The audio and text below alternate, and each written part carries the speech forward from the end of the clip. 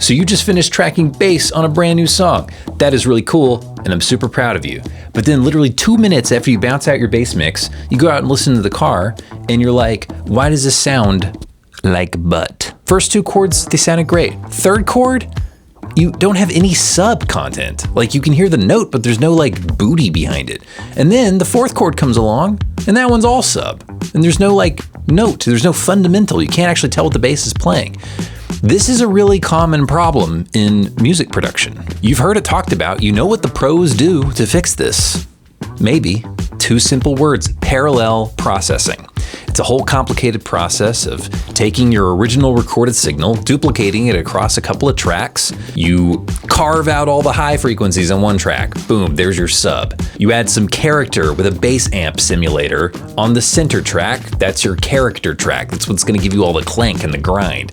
And then you have a DI track dedicated to your top end to add some clarity to your slappy, poppy, clicky-clacky nonsense. But that's so complicated though. It's so many steps. I don't want to do all the steps. Why can't I just play bass? Why can't I just play it? Why can't I just play the bass? I am right there with you, bud.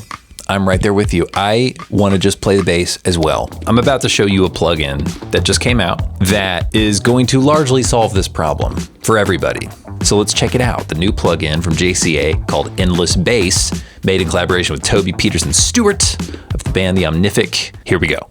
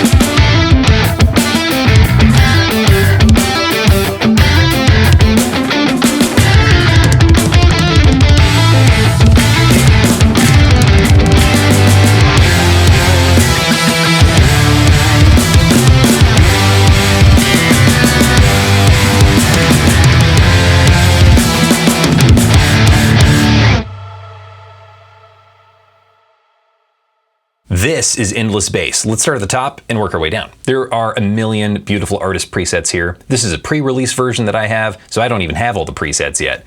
But if you download it right now, you will get all the presets. So go down to my description of the video below, and you can download it through a link there and get a free trial and try it for 2 weeks. So definitely recommend you do that and put it through its paces.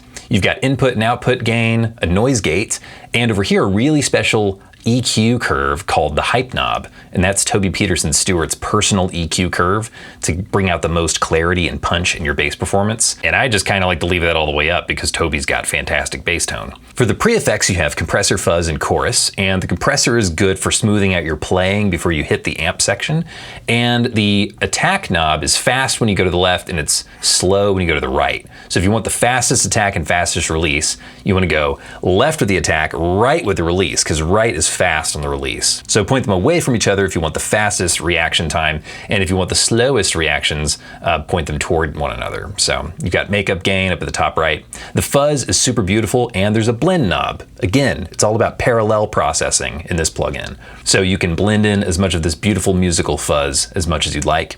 The chorus is great for adding some three-dimensionality. I would just crank that blend and mess around with it and kind of set it where you like it for your clean or more lead-oriented stuff. There's some routing options that you can mess with down here for whether it goes to the DI only or the amp bus, so definitely go check those out if you want to get some more customizability under the hood. This window right here is where you're going to do most of the heavy lifting. I would start here to dial in your tone. We have the 5 main parallel sends, I'm going to call them, on the top with different independent knobs. You've got your sub compressor with your sub volume level. That's for all of your really, really low bass frequencies. Then your DI signal, just the direct unaffected bass signal. You can turn that up or down. And then your amp bus, and we can talk about the amp blending in the mixer window here in a moment. By the way, these 3 in the middle directly correlate to the mix sliders. So if you take your DI slider all the way down, you'll notice in the amp window, the DI knob is all the way down. Crank the DI knob, In the mix window, it's magically all the way up. So that's kind of nice. When you're in one window, you don't have to worry about like fighting different levels of gain staging throughout the different panels. All of them are being controlled by the same 3 knobs here. The drive knob is a global overdrive knob that controls all 3 amps at once, and the pre-gain knobs you use here in the mixer kind of control how much of that amp tone is going into that drive. These main 6 bands on the amp window are where I would start dialing in your tone. 80 Hz for your sub frequencies, 250 is more like the fundamental of your bass note.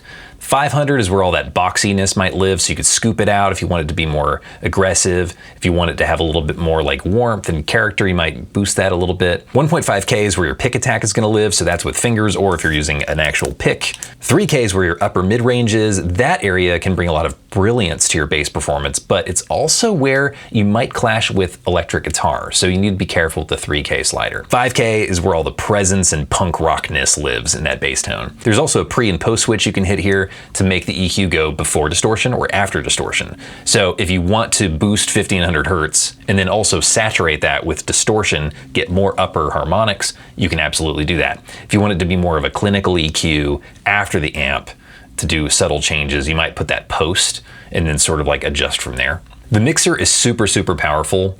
Every single channel in the mixer has an independent parametric EQ, and you can see it kind of moves around as you drag your mouse, which is kind of cool. You can see it's really snappy. You can adjust up to 12 independent nodes in here. So you can add shelves, low pass, high pass, different bells. You can adjust the decibels per octave. It's a really in-depth parametric EQ on every single one of these channels, which is super cool. It can get a little intimidating with all that flexibility, but just use your ears and trust yourself. It's really cool to go through the presets and just kind of see what some of the professionals are doing, right? So like in Toby's presets, he pretty much always adds a low pass filter on the sub.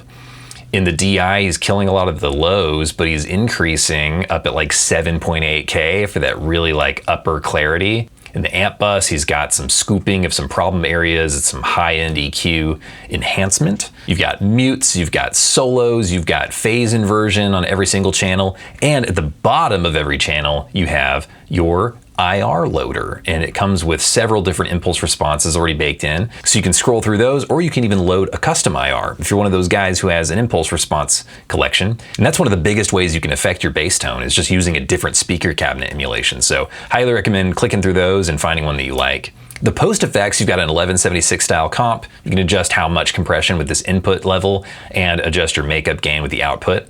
The attack knob on this is the opposite of the pre-effect pedal over at the beginning, where if you wanted to be faster, go to the right. If you wanted to be slower, go to the left. But the release knob is the same. So keep that in mind as you mess with that. And then the ratio has detents in it as you click along from 1 to 10. So you just get like hard, regular numbers on those ratios. The reverb is really nice. There's a 480 in here, which I really like. That Lexicon 480 is a great sounding reverb for like lead stuff. If you want to play some lead on the bass, you can go to this small room if you want it to feel a little bit more like you're in the space with your bass amp. Instead of it feeling like the bass is like right in your face, it's just nice to have a little bit of separation, especially if you're using headphones, right? So overall, this is the most comprehensive bass processing plugin on the market. I think it's the best one for heavy, distorted bass tones because you have a beautiful dark glass inspired amp tone. You have all the parallel processing you would want, plus effects, chorus, fuzz, compression. You've got 3 layers of compression here: post compression, pre-compression, and dedicated compression just for your sub channel. And then, of course, with reverb and the signature kind of hype knob that you can dial in for a little bit of that extra, form and fit at the end. It's a really, really strong plugin, and it's definitely a game changer. It's going to be very important in my workflow. So I'm excited to just load this up on my bass bus as my starting point at the very least. But I believe in my song Fresco that you just heard at the beginning, I don't think I put anything else on the bass bus at all. I just have this, and then that's getting linked in with the drums later on a drum and bass bus and going through, I think, the Shadow Hills mastering comp or something like that. But largely the bass tone was just this, and it was using the Freight Train preset. I think it was, Cameron Rasmussen's preset for that. So anyways, I hope you enjoyed it. Hope you learned something useful. If you have any questions about any of this, definitely leave a comment down below. Remember to give the video a like if you liked it, and you can hit me up on my website at plantbasedriffs.com if you have any questions about my mixing or my guitar teaching. I teach private lessons to people all over the world. Thanks to Joe and Toby for having me on board for the release for this. And again, you can go down to the description of the video below, and you can click on the link there to try a free trial of Endless Bass and get going in your own mixes. I look forward to hearing what you guys do with it. It sounds super cool. See you guys later. Peace.